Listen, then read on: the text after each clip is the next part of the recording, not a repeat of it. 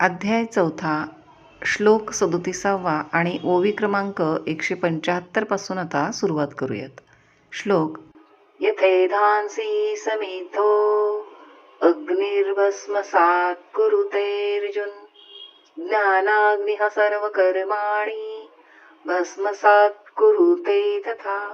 अर्थात, हे अर्जुना, ज्याप्रमाणे चांगला प्रदीप्त झालेला अग्नी लाकडांना जाळून भस्म करतो, त्याप्रमाणे ज्ञानरूप अग्नी सर्व संचित व क्रियमान कर्मे जाळून भस्म करतो. सांगे भुवनत्रयाची काजळी, जे गगना माझी उधवली, तिये प्रळयींचे वाहुटळी काय अभ्रपुरे.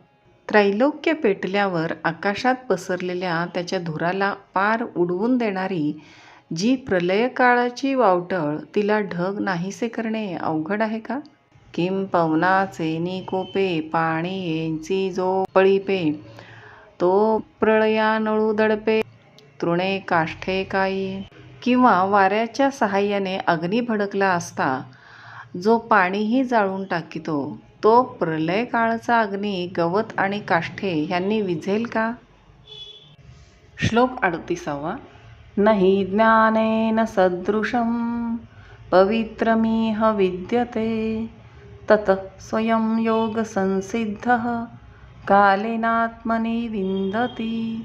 अर्थात, ज्ञानासारखे पावन करणारे, शुद्धी करणारे या जगात काहीच नाही.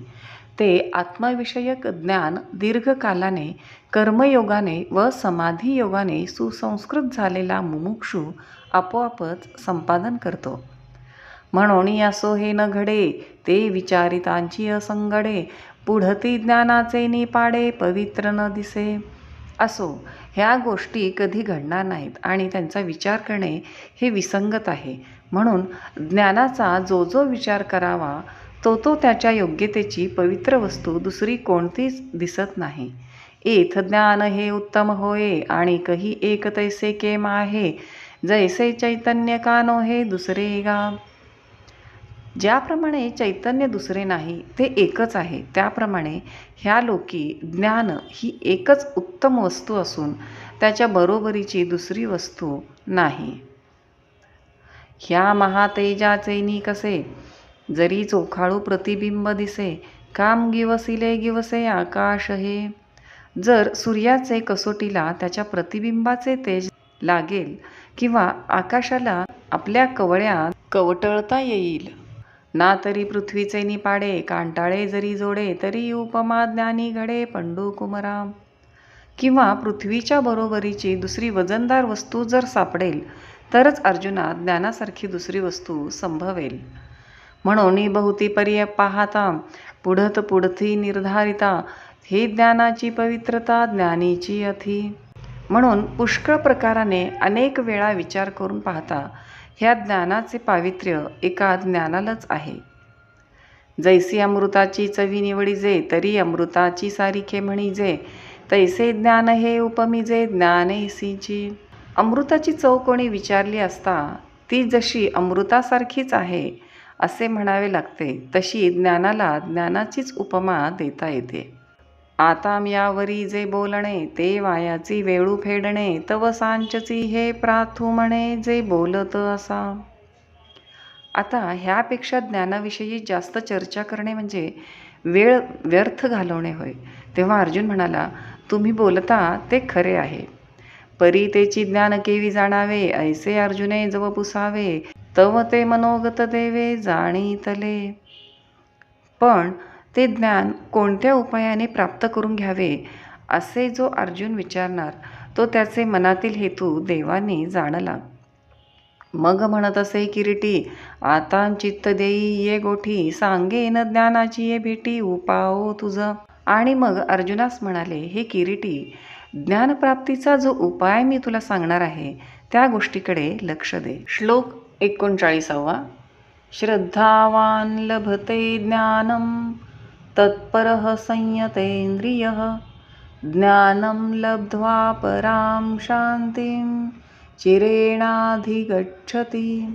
अर्थात, श्रद्धाळू गुरुची उपासना इत्यादी ज्ञानप्राप्तीच्या उपायांमध्ये अत्यंत आसक्त व जितेंद्रिय विषयांपासून इंद्रियांना ज्याने निवृत्त केले आहे असा ज्ञानाला प्राप्त होतो.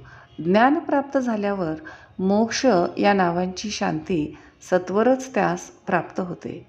तरी आत्मसुखाची या गोडिया विटे जो का सकळ विषया, जयाच्या ठाई इंद्रिया मानो नाही. आत्मसुखाच्या गोडीने ज्याचे मन सर्व विषयांविषयी अनासक्त होते आणि ज्याच्या ठिकाणी इंद्रियांना कोणतीच प्रतिष्ठा नाही. जो मनासी चाड न सांगे, जो प्रकृतीचे केले ने घे, जो श्रद्धेचे निसंभोगे सुखिया जाहला. जो आपली इच्छा आपल्या मनाला कळू देत नाही, जो प्राचीन कर्मसंस्काराने उत्पन्न केलेल्या वासना विचारात घेत नाही, दाबून टाकीतो आणि जो ज्ञानप्राप्तीच्या श्रद्धेने आनंदी होतो. तया तेंची गिवसित, ते ज्ञान पावे निश्चित, जया माझी अचुंबित शांती असे. अशा पुरुषास शांतेने ओतप्रोत भरलेले ज्ञान आपोआपच प्राप्त होते. ते ज्ञान हृदयी प्रतिष्ठे आणि शांतीचा अंकुरू फुटे, मग विस्तार बहु प्रकटे आत्मबोधाचा. ते ज्ञान मनामध्ये स्थिर झाले म्हणजे मग शांतीचा अंकुर फुटून पुढे आत्मबोधाचा विस्तार होतो. मग जे उती वास पाहिजे ते उती शांतीची देखिजे, तेथ आपापरू नेणिजे निर्धारिता. मग तो जिकडे पाहिल तिकडे त्याला शांतीच दिसते आणि त्या शांतीच्या ठिकाणी आपपर भाव अजिबात नसतो. ऐसा हा उत्तरोत्तरू ज्ञानबीजाचा विस्तारू, सांगता असे अपारू परी असो आता. अशा रीतीने ज्ञानाविषयी जेवढे वर्णन करावे तेवढे थोडेच आहे, तर ती गोष्ट आता राहू दे. श्लोक 40. अज्ञश्चाश्रद्धानश्च संशयात्मा विनश्यति, नायं लोकोऽस्ति न परो न सुखं संशयात्मनः. अर्थात आत्म्याला न जाणणारा व अश्रद्धाळू व संशयी विनाश पावतो. संशयी पुरुषाला हा लोक नाही, परलोक नाही व सुख नाही. ऐकेम जया प्राणियाच्या ठाई, या ज्ञानाची आवडी नाही, तयाचे जियाले म्हणो काही, वरी मरण चांग. हे पहा, ज्या मनुष्याच्या ठिकाणी अशा प्रकारच्या ज्ञानाची आवड नाही त्याचे जगणे काय म्हणावयाचे, त्यापेक्षा मरण चांगले. शून्य जैसे का ग्रह, का चैतन्ये विणदेह, तैसे जीवित ते संमोह ज्ञानहीन. एखादे ओसाड घर किंवा प्राणांवाचून जसे शरीर, त्याचप्रमाणे ज्ञानहीन मनुष्याचे जीवन मोहयुक्त असते. अथवा ज्ञान किरू आपुनो हे, परी ते चाड एकी जरी वाहे, तरी तेत जिव्हाळा काही आहे प्राप्तीचा पै. खरे ज्ञान प्राप्त झालेले नाही, परंतु ते प्राप्त होण्याची जो मनुष्य इच्छा बाळगतो त्याला काही ज्ञानप्राप्तीचा संभव आहे. वांचुनी ज्ञानाची गोठी कायसी, परी ते आस्थाही न धरी मानसी, तरी तो संशयरूप हुताशी पडिला जाण. ज्ञान असण्याविषयीची गोष्ट राहिली, परंतु ते प्राप्त व्हावे अशी ज्यास ओढ नाही, तो संशयरूप अग्नीत पडला असे समज. जे अमृतही परी नावडे, ऐसे सावियाची अरोचकू जई पडे, तै मरण आले असे पुढे जाणो एकी. काम की अमृतही आवडत नाही अशी अरुची जेव्हा सहज उत्पन्न होते तेव्हा त्या मनुष्याचा मृत्यू ओढवला आहे असे समजावे. तैसा विषय सुखे रंजे, जो ज्ञाने सिंची मांजे, तो संशय अंगीकारी जे एथ भ्रांती नाही. त्याचप्रमाणे विषय सुखातच जो आनंद मानितो आणि ज्ञान प्राप्तीविषयी बेपर्वा असतो त्याला संशयाने घेरले आहे यात संशय नाही. मग संशयी जरी पडिला तरी निभ्रांत जाणे नासला, तो ऐहिक परत्रा मुकला सुखासी गा. अशा रीतीने जो संशयात पडला त्याचा निसंशय विनाश झाला असे समज. म्हणून तो इहलोकच्या व परलोकच्या सुखास आंचवला.